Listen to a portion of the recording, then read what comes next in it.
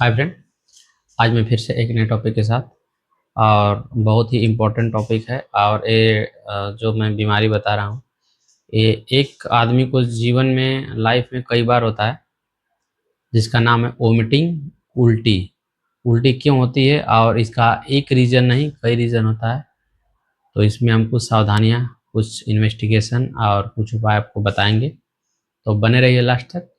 और वीडियो को आप हमारे सब्सक्राइब ज़रूर करें। और ठीक है, आज हम इस पे बात करेंगे। तो वोमिटिंग क्या होती है? तो वोमिटिंग जो देखा जाता है, तो कई कंडीशन में वोमिटिंग होती है। जैसे एक हम नॉर्मली खान पान से हम शुरुआत करते हैं।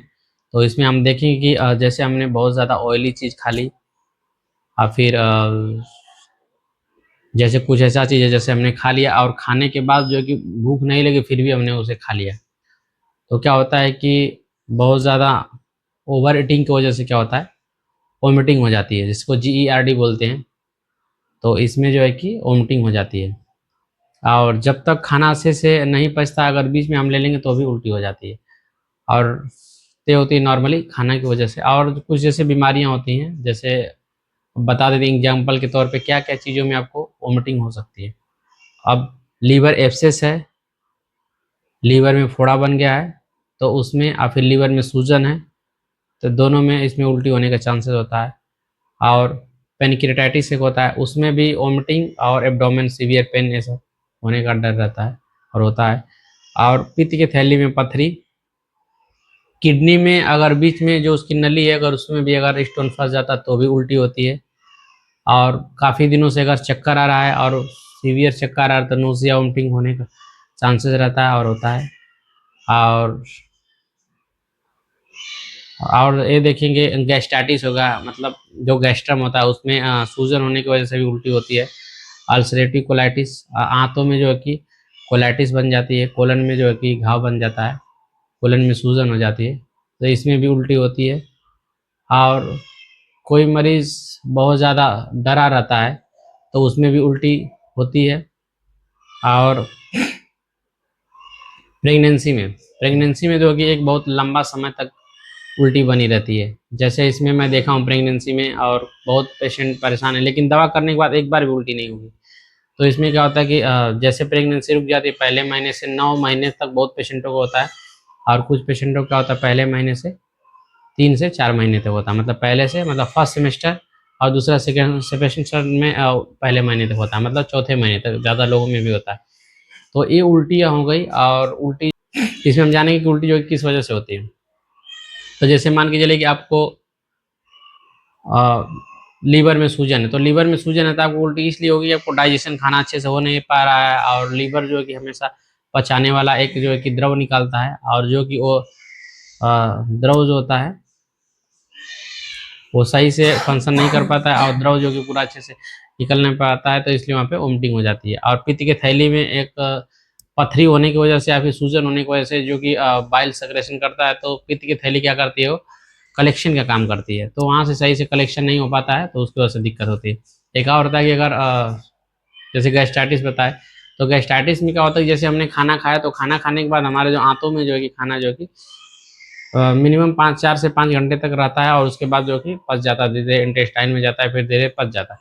लेकिन उसी में खाना अगर देर तक रह जाए, क्योंकि उसमें जब सूजन जब रहती है, जैसे जो गैस्ट्रम है, तो उसमें क्या होता है कि सूजन अगर ज़्यादा रहेगी तो खाना पचेगा नहीं, जब खाना पचेगा नहीं तो उल्टी होगी, क्योंकि भारी हमेशा बना रहेगा देर तक, तो उसमें उल्टी होने का डर रहता है। और जैसे ओवर ईटिंग बताया, ओवर ईटिंग मतलब आप समझिए नहीं बात को, जैसे बहुत ज़्यादा ओवर खा लिया खाना, जैसे हमें 2 रोटी खाना, हमने 6 रोटी खा लिया तो भी वोमिटिंग हो जाती है। हमें 1 लीटर पानी पीना है, हमें 1.5 से 2 लीटर पानी पी ले तो भी वोमिटिंग हो जाती है। जैसे ओवर में ईटिंग में क्या होता है कि मतलब ज़्यादा हो जाता है, तो इसमें भी उल्टी होने का डर होता है। एक होता है अल्सरेटिव कोलाइटिस। अल्सरेटिव कोलाइटिस मतलब जब भी आप खाएँगे तो उसमें जलन टाइप पेट में महसूस होना, गैस बनना, खाना खाएँगे पचेगा नहीं, तो उसमें बताया कि सब नीचे वाले पोर्शन में अब आंतों में घाव बन जाते हैं। कोलाइटिस में घाव बनता है, जब उसमें घाव बन जाती है, जब भी आप कुछ खाएँगे, जब खाएँगे तो पचेगा नहीं, तो उस समय जो है कि वोमिटिंग होना ही होना है। तो ये हो गई।